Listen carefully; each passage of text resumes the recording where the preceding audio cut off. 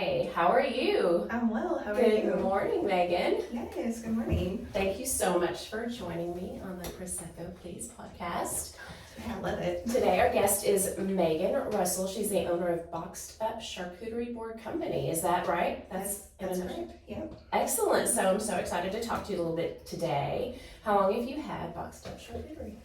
Well, it's officially a company at the beginning of this year, but I started it around August last year. Okay. So it's a fairly new company. Excellent. Heard many good things. First of all, let's cheers really quickly for being my guest today. I always want to start the show off with that. Do you like Prosecco? Yes. It's fantastic. Probably a little too much. I know, right? So I'm just like, it's going to be a thing that we have a little sip of Prosecco every time we record. So anyway, last August, what were you doing before that? Well, I have a little bit of a different type of background when it comes to work, but I was actually cleaning houses. I took a break from sales. Fantastic. Yes. Did sales for about 3.5 years, and it just wore me out. Wasn't your thing? Yes. Yeah. I was really good at it, but I just felt like I wasn't using my creative side. Absolutely. No, I get that. I tried sales up a little bit too, and yeah, it was a fun experience. I'm glad I did it, but it just wasn't. It was way too cutthroat for me, kind of, and yeah, it just wasn't my thing. So I totally get that. And then you went from that to cleaning houses. Yes. Which, it's so weird. I have kind of a weird passion. I love to clean, and I've actually cleaned houses before too, way back in the day. But so you were doing that for how long? I was doing it for about 6 months or so. I took a break from work for a little bit, and I was wanting to get back out there, but I didn't know what direction I wanted to go. Sure. I had a couple car lots wanting me on their floor and everything, and I just did not want to go that route again, and wanted to have a little bit more flexible schedule and to accommodate around like my daughters and so. Absolutely. So you have 2 children? Yes. Oh, that's exciting. That's great. Yes. I have Cadence, she's 11, and then I have Beckham, and she's 3. It's a whole nother level when you have the mom life as a layer too. Oh yes. For sure. So did that offer you cleaning houses like a little bit of a flexible schedule and kind of a minute to breathe and decide what your next move was? Oh yeah. It was definitely a challenge just promoting and getting out there, and I'm glad I went that route because then I was able to do Boxed Up on the side, and then that just slowly progressed more and more, and I was able to, discontinue cleaning houses and then really venture into Boxed Up. So how did you come up with that, with Boxed Up, with the charcuterie board presentation? Because I love that. I'm obsessed with all the presentation and charcuterie and everything, and love that you brought that to Jonesboro. Tell me how you came up with that vision.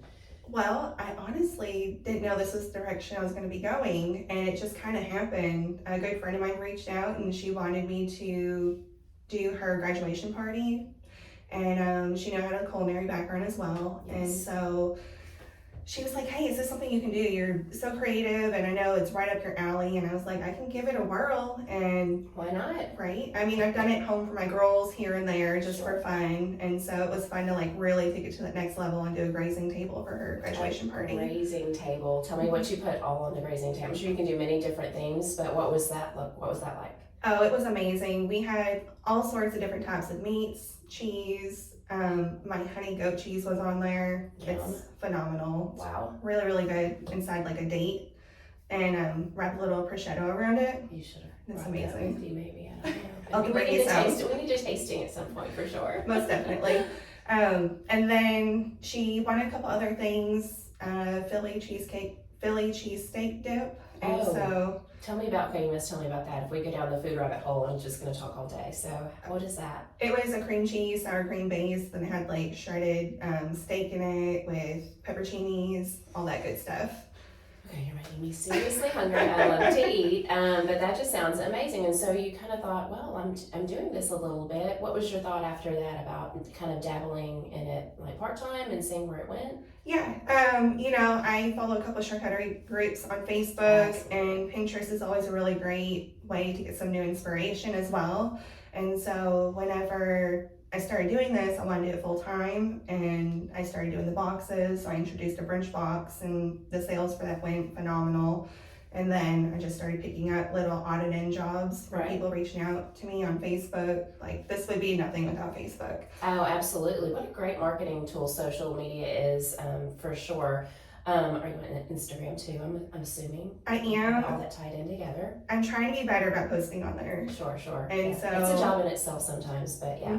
Yeah, it really is. And I have a little bit of background when it comes to marketing and putting things on social media because I used to manage a flower shop. Okay, wow. And so I have a floral background and did that for a hot minute. Wow. Very diverse background. I love hearing that. I feel like the more diverse your background is, the more it's going to feed into, on some level, what your passion is. Obviously, from a creative standpoint with you too, but that's great. Yeah, it was a lot of fun. And then, I've worked in a couple different restaurants around Jonesboro, whether I was serving, bartending, or in the kitchen cooking. And so, Sure. it's fun to just bring something new and exciting to this town. And oh my gosh, yes. This area has been so supportive of it as well. Like, I wouldn't be anywhere without my Jonesboro clients. Absolutely. Have you gone outside of Jonesboro a little bit yet? I have. I actually had a box go to Little Rock Monday. Shut the front door. Yeah. Oh, like you sent it? Yes. I was able to manage to get the delivery there, and so I was really excited about that. But congratulations. That's Thank an you. extra little victory. Yeah. Always cheers to those. That's amazing. So was it like one of your boxes you said? What was in that? That was for Valentine's Day, so we had some homemade chocolate-covered strawberries in there, of course. Of course. Lots of little chocolates and sweets and cookies, and we had a couple different deli meats and a couple different cheeses as well. Lots of artisan cheese. Favorite things. Oh yeah. I think I even stuck some of my homemade candy pecans in there, but I can't remember. It was a very busy day. I can only imagine. So did you do a lot of local Valentine's stuff? I'm sure. Yes, I did. That is what a great way to maximize on that day. I love it. Yes, it was so exciting. But my biggest thing that I've done so far was about 2 weekends ago, and I traveled to Bartlett, Tennessee for a wedding, and I did a 250-person wedding. Shut the front door. Oh my gosh. Wow. That's beyond exciting. And how did they hear about it? Was it just word of mouth at that point, or was it Facebook? It was Facebook. Stop Yep. it. And they just reached out and contacted you. Yep, I was able to be within their budget, I guess. Sure. There was options in Memphis, of course, but I was budget friendly, and I mean, it was still worth my while, and I had so much fun doing it. So you do like the big table spread kind of charcuterie thing where it's just like all interactive and just all laid out and just so beautiful and so amazingly presented, I'm sure. Oh yes, this was a 4-table spread, and I had multiple levels. 4 tables, wow. Yeah. And it went both ways, so there was people going up and down on each side. Unbelievable. It Wow. was really pretty. Your biggest thing ever. How did you feel going into that? Were you just like, you have a staff? I'm sure you have people that come and have to help you a little bit. Or? My mom came and helped me. I rely on family and friends, right? Utilize them when you can. Oh yeah, and she did great. She's an experienced florist, and so Wow. she's great with people. She's a real social person, and Right, so right. it was right up her alley to help It's me so out. awesome to integrate floral into that presentation as well. And I think just, it's so appealing and just really adds an extra level to it without a doubt. Yeah, one of my favorite things to do, because I do have the floral background, is to make little deli roses. Of course, yes. And I'm learning how to use produce as well, like watermelon radishes, grapefruit, citrus, all that good stuff. And Oh, that's gorgeous. make them look like flowers. It's just so Yeah. aesthetically pleasing. It's funny. I tried to do one of the deli meat roses, and I thought, oh, this is easy. I've got this, and I didn't need to watch a video or something. And I tried to do it. And I was like, well, that didn't work, so I just ended up rolling them up. But later, I did Google it, and I watched a video. I'm like, oh, there's supposed to be several layers of meat, so it can kind of hold it compactly. I'm like, duh, I just need to leave that to a professional, obviously. So it sounds like you Oh yeah. definitely got it all. Again, like I said, I'm always learning new things and try to incorporate them and do my own thing as well with it. So you're like, you had this dream, you had this vision, you just started it up. Like, what challenges have you faced along the way, would you say? Well, the biggest challenge was for that wedding because it was within a venue. I had to make sure I had all the proper licensing. Of course. And I was on a time crunch too, like a 3-week time crunch. Oh, that is a quick. And so being able to get all the correct like tax ID number and license and all that stuff, Absolutely, yes. that was probably my biggest challenge so far. Right. So just laying the groundwork for your company and that kind of thing. Had you just kind of been freelancing a little bit and not really be like, I don't know, super, like you hadn't like filed your LLC and all that until later, or did you do that like first right out the gate? That was December when I did that. Okay. When I realized this is actually going to be something. Absolutely, that's so exciting. Did you like get a trademark for Boxed Up? Great name, by the way. Thank you. Yeah, it just kind of clicked in my head one night since it was boxes, and I was like, you know what, Boxed Up, I love it. It's perfect. Yes, your logo's super cute. Yeah. I love it for sure. A girl that graduated, I think 1 or 2 years younger than me from when, she reached out to me on Facebook, and she does designing, and she was like, hey, I love what you have going on, but do you have an official logo? Mm-hmm. And she did it like free of charge, just be a part of something like this. That's so amazing to get support, like I said, from friends and family and people that really believe in your idea and your vision for sure. Would you do anything differently up to this point at all, or has it just been really organic and kind of blossomed, so to speak? Yeah, it really just, I'm taking it day by day. I never know what my next adventure is going to be with it. Absolutely. You know, I did some food styling for Rose with Twisted Cookie Dough back in September. Yes, absolutely. And so, you know, just having that culinary background and concept of design. Sure. So she reached out, and I was happy to help her. And then also Urban Organics. Oh, that's right. Absolutely. And so yes. designing their menu for them as well has came up with all this. And so it's like I said, it's just like day by day. I love that you said adventure. That's such a great way to look at this journey and what you're doing as an adventure, and not be like, it's just not a job anymore, because you love what you do. I seriously do, and I'm so happy. I mean, I love floral, but again, I had to be there every day. There's not, you know, having a business, you have to be there every day for it. Right. But on someone else's terms. Absolutely. And so it's nice to be able to be my own boss and show my daughters as well that you can do whatever you want in life. What do you tell them when they're like, Mommy, what are you doing? Because I know for my son, sometimes he's like, Mommy, get off your phone. I'm like, I'm working. Like I'm always working no matter where I am. There's always something that pops up. So what do you tell your daughter? What do they ask? Well, my oldest daughter, Cadence, is very creative herself, and she loves to draw and just creating things. Right. So she's all about it. She is in the kitchen with me. Sometimes she likes to help. And, you know, she's like, so what are you doing this week? And I'll clue her in, and she's just like, that's so cool. And she had some friends over this past weekend, and I had to do a number 20. It's like a cardboard cutout of number 20, and I did charcuterie in it for her birthday. Oh, wow. And her friends came to the kitchen and saw it, and they were just all oohing and awing over it. And so they get to see that side of you and see that you're actually enjoying what you do. Oh yeah. That's so amazing. Yeah, I love that, especially with the little girls too. You know, it's important to see their mom be passionate about something and just really, Yeah, I embed in them that you can do anything in life. Don't let anything hold you back. That, you know, you just have to go for it. Don't be afraid to take risks. Absolutely. Sometimes those risks don't work out. Right. But you just get up and you try again. Absolutely. And you learn from whatever, I wouldn't say a mistake, but you learn from each moment. No matter positive or negative, you have to learn from each moment. I think that's so key, and just great that they're seeing that in you, and you're bringing that to light for them, for sure. What do you think's next for Boxed Up Charcuterie, besides just expanding and going into the markets? Well, I have a couple things in the works, and so, you know, I really want to work on a location, and right now I'm just kind of, you know, freelancing out of my house with this, and, you know, I'm just doing what is good for me right now. Absolutely. But I'm in the midst of getting a commercial kitchen on board as a ghost kitchen, and so I've got a wholesaler I've been talking to, and gonna get shipping done, and I kind of want to be like a HelloFresh but charcuterie. Oh my gosh. Wow, that's amazing. I want to ship nationwide. That's like my next goal, and I'm hoping to be doing that by the end of June. Oh my gosh, this June? Oh my gosh, to that vision. That's ridiculous.